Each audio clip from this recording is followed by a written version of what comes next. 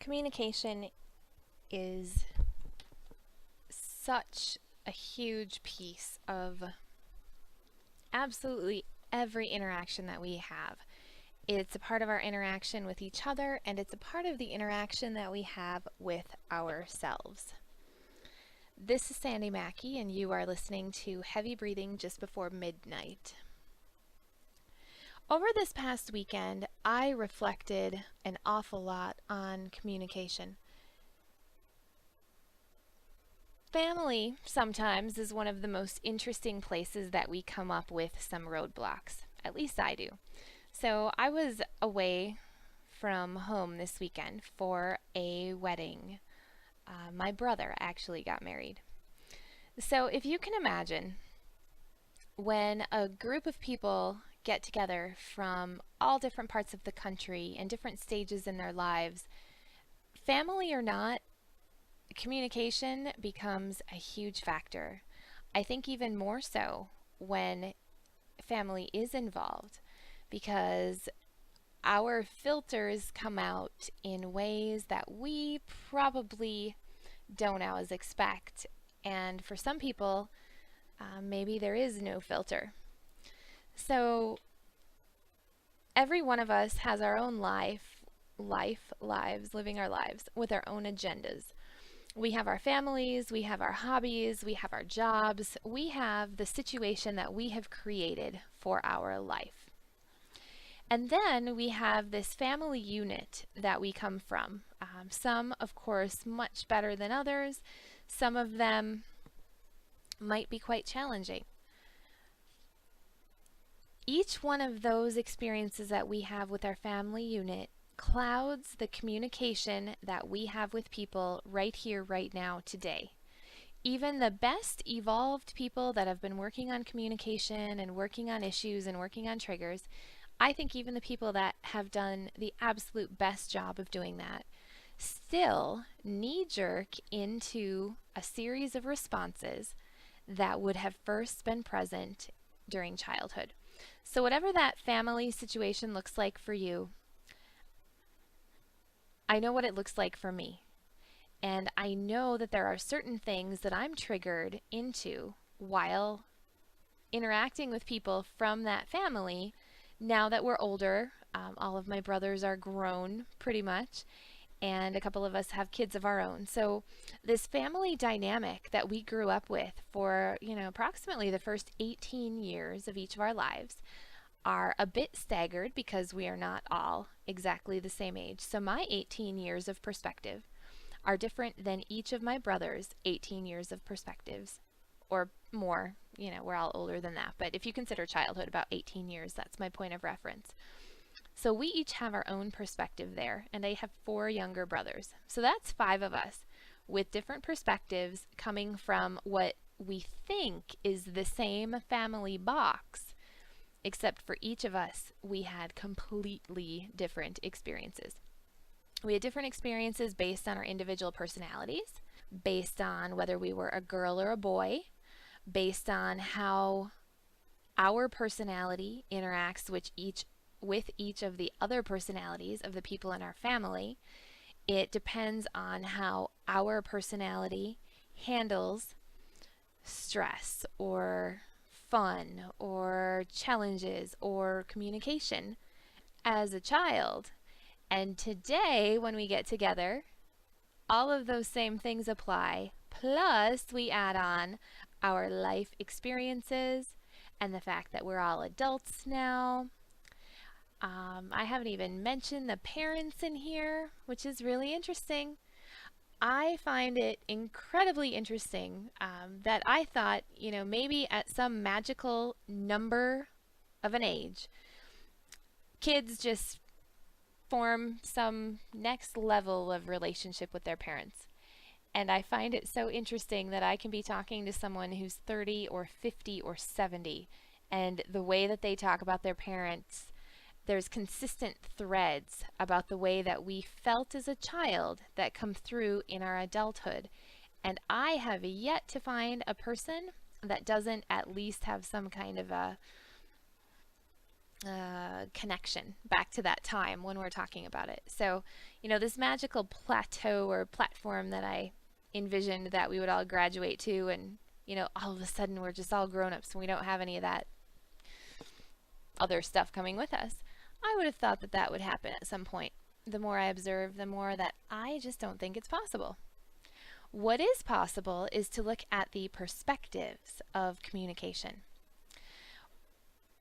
When the family got together this past weekend for the wedding, there were so many people with so many different filters happening based on our lives who are coming together sharing a common bond. Now, this common bond of family can be a very good and positive thing if everybody coming into it is open to bridging any communication gaps that come up. Where I would see potential challenges is where we have a common bond and we have communication challenges, life values, perspectives, and maybe they're a little bit different, or maybe they're individual, or maybe they're unique, or maybe we haven't figured out what they are yet. So each one of us in this equation has our own style, type, and feelings on communication of each of these aspects. And depending on what our family filter says from when we were a child, either we will bring it up and talk about it, we will hide it and pretend everything is okay. Some of us will bring it up because maybe we don't have a filter and we don't care what anyone else thinks. And I don't know, I guess some of us are just in denial that such a thing might ever exist. There's tons and tons of random ways that we could look at each of these. So we have this family dynamic coming together, we have a common bond, yet we have all these different perspectives, and each individual is trying to bring their own individual perspective into it, honor their boundaries to the extent that they can based on the family filter that they have in place and the suitcases that they're carrying around with them. That sounds like fun, doesn't it? Of course it does. Is it any wonder, I'm talking about a wedding, but have you ever stopped to think why holidays are such a stressful time of the year for so many people? It's because, in my opinion, we spend a lot of time involved in creating our own lives, and then we feel this social, cultural bond and connection to family. And the holidays are the culturally and socially accepted time to bridge those gaps and get together and spend time with family. And what we forget is that transition from what we were at one point to what we are today, and all of the empowerment that we've seen on the way, that all comes into place. It all comes into play. How many people stop and think about this? Have you stopped to think about what going home for the holidays means, or what getting together with parents or siblings or cousins or anybody that would be from that family unit? Have you stopped to look at what that looks like and how you feel when you're in it? And when you are feeling the feeling that you're having when you're in it, are you happy? Are you sad? Are you joyous? Are you a combination of all of the above? Or are you experiencing it and you're not even really reflecting on how you feel? That's the point that I'd like to get to in this topic conversation today. I want to know if you have taken the time to become objective about how you feel in that situation. I try to become objective about how I feel in every situation. I, of course, love the topic of psychology. I love self-development and exploration, and I really like figuring out how to get my ego out of the way. When I say ego, again, I'm referring to the Eckhart Tolle version of ego, or the Wayne Dyer reference to ego, which is that part of us which causes us to feel separate from someone else, or feel separate from ourselves, or we don't measure up, or we're not good enough, or we're too good. Any of that inner self-talk, that I do believe the ego can be positive. I also believe that the ego can be negative. which is interesting because can the ego actually be anything, or do we just give it power? We do, in a sense, give it power. Sometimes we can remain objective about it. The other part of that, though, is when we examine how we feel. Sometimes the feelings that are triggered are so strong that we cannot, and that I cannot in some cases, remain objective at all.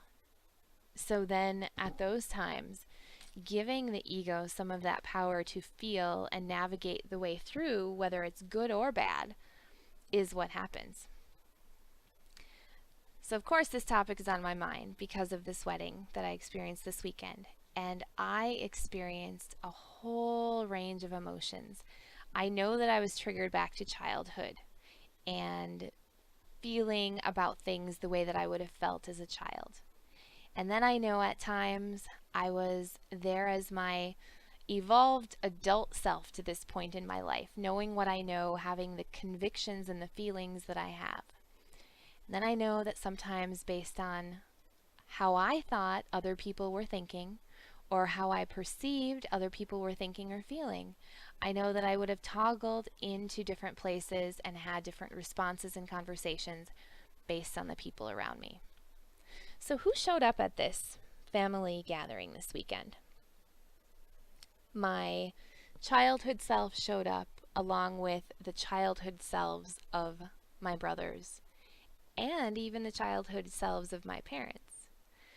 That showed up along with the adult versions of ourselves and everything in between. And as we each went through the weekend and we had conversations and events were happening, a lot of the things that were happening would trigger thoughts and feelings in us. And if you read a lot of the popular self-awareness authors, a lot of the consensus is that we've experienced the range of emotions that we will feel throughout our lives by the time that we're about age 7 or age 8. So everything that we felt over this weekend, according to that theory, myself and everyone else who had any experiences whatsoever, everything we felt would have been a repeat of feelings that we felt before we were the age of 7. So if we think about it, whatever's going on and whatever's happening based on this theory, and my own theory would be that we do continue to have new emotional experiences.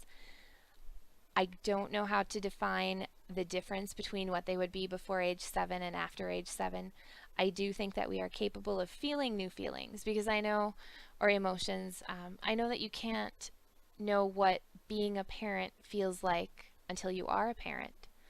Or you can't know what having, some people aren't parents, which is perfectly wonderful. So maybe that feeling that is new is of maybe the choice to not be a parent, or maybe it's a special relationship with someone in their life.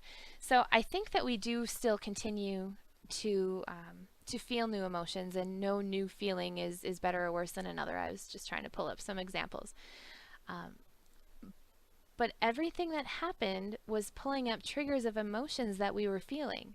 So not only were we in the moments of what was happening in the here and now, but because that emotional charge was triggered, we were actually feeling the feeling that we felt when we were 7 or 8 or 6 or 5, and all of the feelings and all of the parameters and all of the reactions and all of the perspectives that we would have first felt there were also happening. This perspective stuff and this trying to get into our minds could go pretty deep. Some people probably have tuned out of this podcast long time ago. That is perfectly fine. Maybe you're just listening until the end because, clicking the stop button is way too far away from you right now, in which case, glad you're still here. And the rest of us who are still really just trying to ponder this, we just got a whole new layer of thoughts popping around in our head to try to figure out where this all comes from. Bottom line is there was a lot of emotion this weekend. I know for me, and I can only imagine for other people in my family. I enjoyed having some of the moments of clarity about the different perspectives. I bookmarked a few of those in my mind. And then, some of them were absolutely fantastic, and some of them kind of triggered some of those emotions and insecurities that probably, run back up from when I was a kid. Bottom line, it's all about communication with each other and ourselves. And the communication with each other is acknowledging, I believe, when I feel a certain way, when I think a certain way. If I am having effective relationships, those need to be communicated in a balanced way. And when I'm having the thought that I need to be communicating things, I also need to be communicating with myself and finding out, am I being as reflective and objective as I possibly can? And what is my motive for sharing? And if I am in a discussion, a dialogue, something's happening, and I like it or I don't like it, can I, the big I, get out of my own way and look at what's happening from the perspective of everybody else in that situation? If we can remain objective, I think that communication can improve an incredible amount. Here's the key. You'll probably hear me talk about it more in future thoughts, because it's something that I hold as a truth to me. When I change myself, the world around me changes, and I don't actually have to change anybody else. So in all of this, in the communication and the family dynamic, when we get together, maybe we want to change people for the better. Maybe people want to change us for the better. The only place that we really have that influence in its purest sense is with ourselves. And if you are lucky enough to contemplate all of this and make conscious choices in your own mind, like I've made conscious choices in my own mind, I imagine that you will also experience some changing perspectives, changing relationships, and people around you that you think have changed, when really the only change has been in yourself. Something to think about. Until next time, consider what's going on when you're communicating with those around you, those that are closest to you, those who are farther away, and how about that I that sits right next to you?